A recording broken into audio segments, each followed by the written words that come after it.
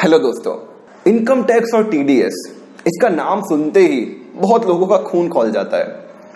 और आज मैं इस वीडियो में आपको बताने वाला हूं प्रोविडेंट फंड पर जो पैसा आपने बड़ी मेहनत करके मुश्किल से जमा किया है अपने पीएफ अकाउंट पे, उस पर कितना टैक्स लगता है, क्यों लगता है और उससे कैसे बचा जा सकता है। दोस्तों, ये वीडियो उन सभी के लिए इंपॉर्टेंट है जो किसी भी प्रकार के प्रोविडेंट फंड स्कीम में रजिस्टर्ड हैं, चाहे वो एम्प्लॉय प्रोविडेंट फंड हो ईपीएफओ डिपार्टमेंट का, या पेंशन प्रोविडेंट फंड हो पीपीएफ। उसके अलावा भी यदि किसी भी प्रकार के प्रोविडेंट फंड से आप जुड़े हैं तो इस वीडियो को ध्यान से देखें और समझें कि किस किस सिनेरियो में आपका कितना कितना टैक्स कटता है। तो दोस्तों, मेरा नाम है ऋषभ जैन, मैं हूं third generation labour law consultant और मैं और मनदीप इस चैनल को चलाते हैं जिसका नाम है लेबर लॉ एडवाइजर। इससे पहले कि हम आगे बढ़ें, हमारे चैनल को लाइक करना, सब्सक्राइब करना और बेल आइकन दबाना बिल्कुल ना भूलें। तो आइए शुरू करते हैं।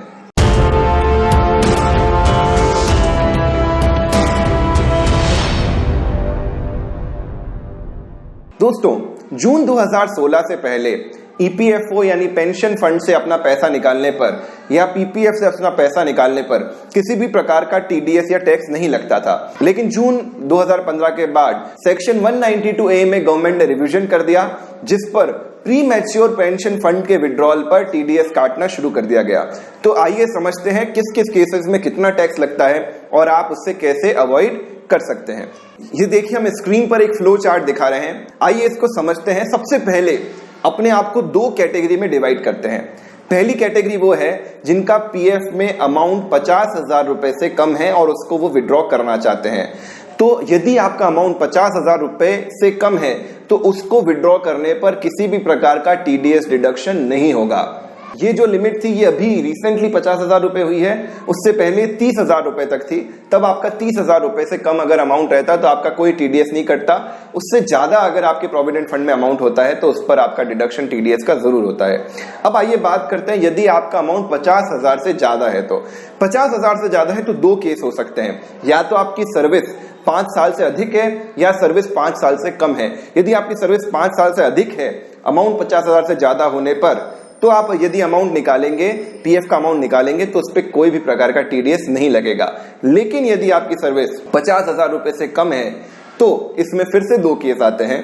पहला केस, आपके पास पैन कार्ड है कि नहीं और आपने उसको अपने पीएफ अकाउंट में लिंक करा रखा है कि नहीं। और दूसरा, यदि आपके पास पैन कार्ड है ही नहीं।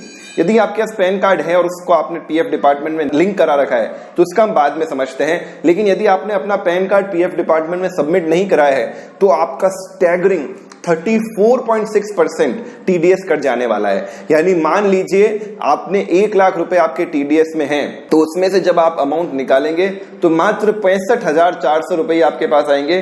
34,600 रुपए का तो आपका टीडीएस कट जाएगा, जो बहुत ही बुरा है, बहुत बुरा है।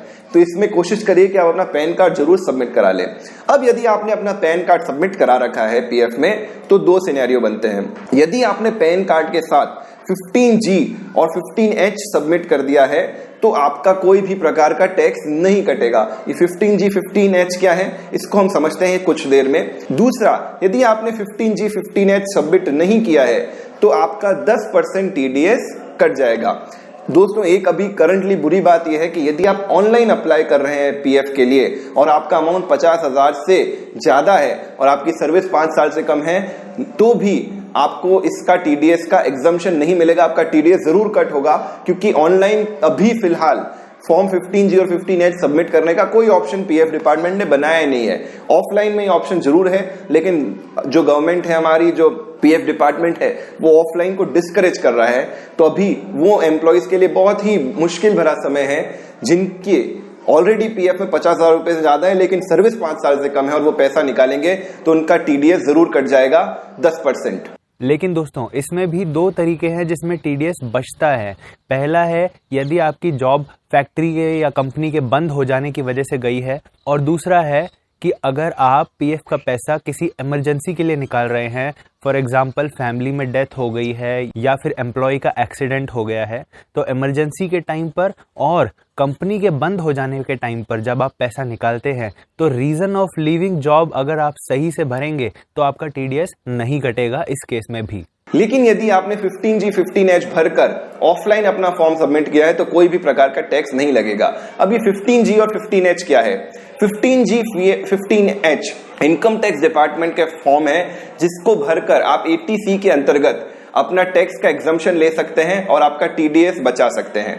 15G फॉर्म होता है सभी आम आदमियों के लिए जो सीनियर सिटीजन नहीं है, और 15H होता है सीनियर सिटीजन के लिए। दोस्तों, अगर आप जानना चाहते हैं कि फॉर्म 15G और 15H कैसे भरा जा सकता है और कैसे अपना TDS बचाया जा सकता है, तो नीचे कमेंट्स में हमें बताइए। अगर आप बोलेंगे तो हम उसका भी एक सेपरेट वीडियो बना के आपको बताएंगे। 15G 15H फॉर्म भर देने से ही ऐसा नहीं है कि आपको वो टैक्स देना ही नहीं है। ये बात जरूर है कि पीएफ डिपार्टमेंट आपका TDS नहीं काटेगा, लेकिन इनकम टैक्स भरते समय यदि आपकी इनकम 2.5 लाख से ज्यादा है तो उस हिसाब से अप्रोप्रिएटली जो टैक्स बनता है वो आपको देना ही होगा किसी भी केस में। लेकिन यदि आपका विड्रॉल पीएफ डिपार्टमेंट से 2.5 लाख रुपए से ज्यादा है, यानी आप 2.5 लाख रुपए से ज्यादा विड्रॉ कर रहे हैं और आपकी सर्विस 5 साल से कम है, तो आपका डेफिनेटली TDS कटेगा ही कटेगा, उसमें आपको कोई नहीं बचा सकता।